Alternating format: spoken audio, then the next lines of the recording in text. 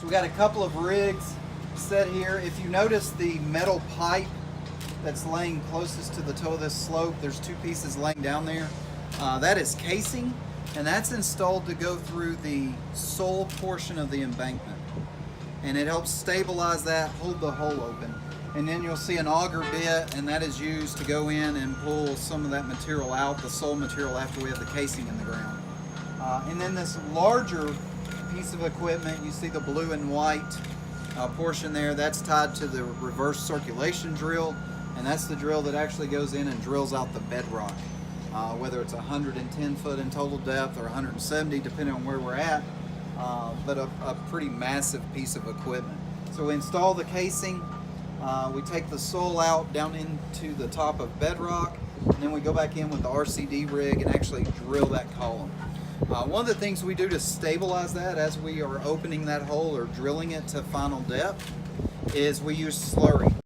The cutoff wall that we're starting to install now should be complete about this time 2 years from now, which is the spring of 2021 that you referenced.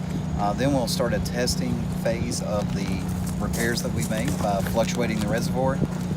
You will see movement in the reservoir. It may even make summer pool that summer, but the 2022 is when we turn it back over to normal operation. As we fluctuate the reservoir, whether it's through the testing phase and or the final refill, we will stay within the operating curve that existed previously. So in other words, you wouldn't see us going to summer pool in the middle of winter. We would be following the typical guide curve, and you would expect that the refill would be no more than 2 feet a week at periods. We will also have periods where we hold it at certain elevations to perform tests at those points. So basically they want to watch the instruments and let them stabilize and make sure that everything looks okay from a pore water pressure standpoint and a slope stability standpoint, things of those nature. The previous fluctuations that we had out here allow us to establish baseline at lower elevations so that when we do go back in to do the final fluctuations and or refill, we have some baseline data to compare that to.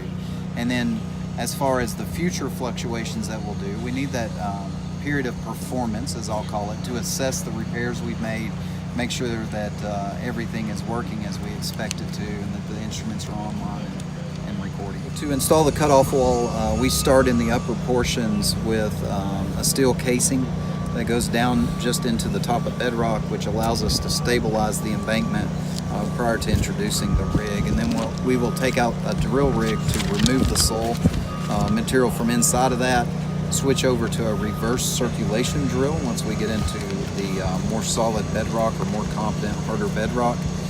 Drill that to depth, and we help stabilize that hole with what we consider a slurry. It's a thick, viscous material until we replace it with concrete, which forms the concrete element or pier that makes up the wall.